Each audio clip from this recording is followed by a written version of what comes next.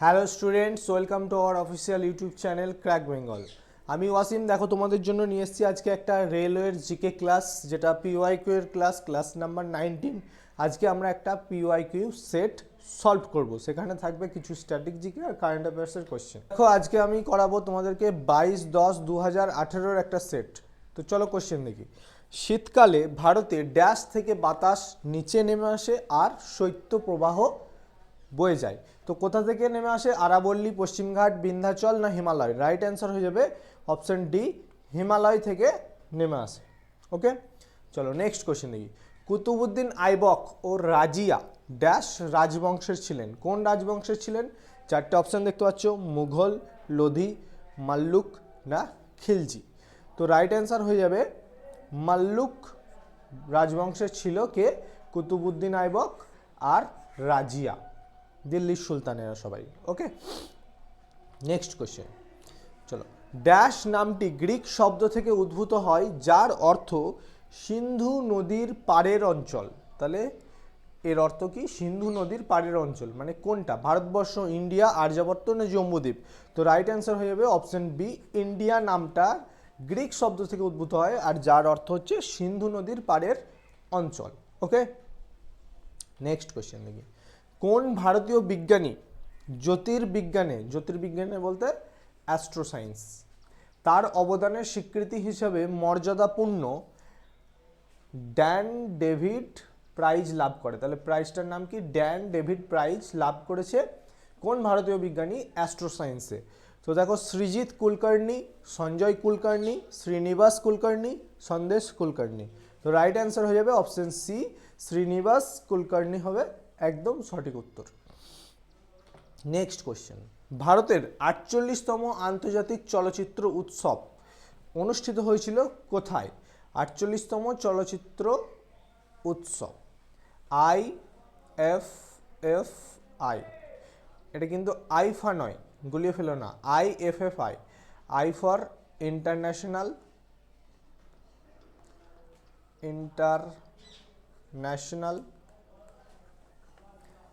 F for film,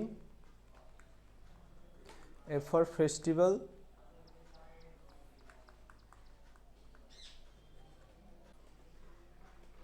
of India. তাহলে international film festival of India, IFFI। ঠিক আছে, তো সেখানে 2018 সালের কোশ্চেন অনুযায়ী এটা ছিল 48তম। ঠিক আছে, তো এটা কোথায় অনুষ্ঠিত হয়েছিল? রাইট অ্যান্সার হয়ে যাবে গোয়াতে অনুষ্ঠিত হয়েছিল।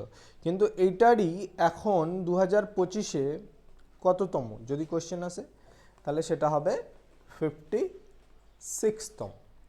ওকে, IFFI বর্তমানে 2025-এ কত? 56তম। ওকে, নেক্সট কোশ্চেন দেখি। ড্যাশ ছবির জন্য আলিয়া ভাটকে 2017 সালে ফিল্মফেয়ার অ্যাওয়ার্ডে অনুষ্ঠানে শ্রেষ্ঠ অভিনেত্রী হিসেবে পুরস্কার প্রদান করা হয়? তো কোন ছবিতে অভিনয়ের জন্য এই 2017 সালে ফিল্মফেয়ার অ্যাওয়ার্ডে শ্রেষ্ঠ অভিনেত্রী হিসাবে সম্মান দেওয়া হয়? তো highway, dear Zindagi, student of the year, Udta Punjab. তো রাইট অ্যান্সার হয়ে যাবে অপশন ডি, উড়তা পাঞ্জাব। উড়তা পাঞ্জাব সিনেমায় শ্রেষ্ঠ অভিনয়ের জন্য শ্রেষ্ঠ অভিনেত্রীর পুরস্কার পান আলিয়া ভাট 2017 সালে। ওকে, নেক্সট কোশ্চেন দেখি।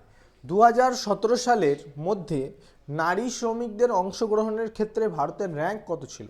তো চারটে অপশন দেখতে পাচ্ছ, সবই 144-এর মধ্যে। তো রাইট অ্যান্সার হয়ে যাবে অপশন সি, 135/144 হচ্ছে 2017-র ডেটা অনুযায়ী নারী শ্রমিকদের অংশগ্রহণ। ঠিক আছে, চলো নেক্সট কোশ্চেন। ভারতীয় সংবিধানে নিম্নলিখিত কোনটি মৌলিক অধিকার নয়? বক্তৃতার অধিকার, সম্পত্তির অধিকার, সমানতার অধিকার, গোপনীয়তার অধিকার। তো রাইট অ্যান্সার হয়ে যাবে কোনটি মৌলিক অধিকার নয়? অপশন বি, সম্পত্তির অধিকার কোনো মৌলিক অধিকার নয়। ওকে, চলো নেক্সট কোশ্চেন।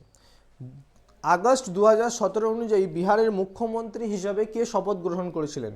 সুশীল কুমার মোদী, পশুপতি পারস, বিজেন্দ্র প্রসাদ যাদব, নীতিশ কুমার। তো রাইট অ্যান্সার হয়ে যাবে অপশন ডি, নীতিশ কুমার 2017-য় বিহারের মুখ্যমন্ত্রী পদে শপথ গ্রহণ করেন। বর্তমানে তিনিই বিহারের মুখ্যমন্ত্রী। Next question. 2016 সালের AIBA, কি বললাম তাহলে, AIBA এর বিশ্ব যুব বক্সিং চ্যাম্পিয়নশিপে 49 কিলোগ্রাম বিভাগে কোন ভারতীয় মুষ্টিযোদ্ধা সোনা জয় করেন? চারটে অপশন দেখতে পাচ্ছ তোমরা, রাইট অ্যান্সার হয়ে যাবে অপশন ডি, সচিন সিং। ওকে, নেক্সট কোশ্চেন দেখি। কাল বকুন্তলা চন্দ্রশেখর রাও কোন রাজনৈতিক দলের নেতা? চারটে পার্টির নাম দেখতে পাচ্ছ রাজনৈতিক দলের, প্রজা রাজ্যম পার্টি, তেলেঙ্গানা রাষ্ট্র সমিতি, তেলুগু দেশম পার্টি, তেলেঙ্গানা প্রজা সমিতি। তো রাইট অ্যান্সার হয়ে যাবে, তিনি হলেন অপশন বি, তেলেঙ্গানা রাষ্ট্র সমিতি পার্টির দলের নেতা। চলো নেক্সট কোশ্চেন। বাজেট বোঝানোর জন্য কারিগরি শব্দটি কি?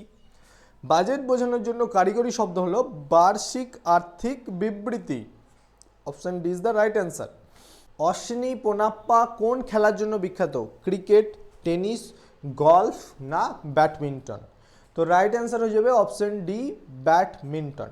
তো তোমরা দেখছো কি ধরনের প্রশ্ন আসছে, যে কোনো একটা খেলোয়াড়ের নাম, তিনি কোন খেলার জন্য বিখ্যাত। অ্যাওয়ার্ডে তো ভরপুর আছে, 2018 সেট যদি বিবেচনা করি, পুরস্কার অ্যাওয়ার্ডে ভর্তি আছে। তো এগুলোকে এড়িয়ে তুমি যেতেই পারবে না, বিভিন্ন অ্যাওয়ার্ড পুরস্কার ভর্তি, যেমন আইফা অ্যাওয়ার্ড, নোবেল পুরস্কার অ্যাওয়ার্ড, ফিল্ম ফেস্টিভ্যালের যা কিছু আছে, ফিল্মফেয়ারের, তো সমস্ত কিছু অ্যাওয়ার্ড থেকে তোমাকে কভার করে রাখতে হবে নেক্সট এক্সামের জন্য। ওকে, চলো নেক্সট কোশ্চেন দেখি। নারীর নিরাপত্তা নিশ্চিত করার জন্য নিম্নলিখিত কোন রাজ্য সরকার অপারেশন দুর্গা চালু করে? তো নারীর সিকিউরিটির জন্য তো কোন সরকার চালু করে অপারেশন দুর্গা? ওড়িশা, কেরালা, হরিয়ানা না বিহার?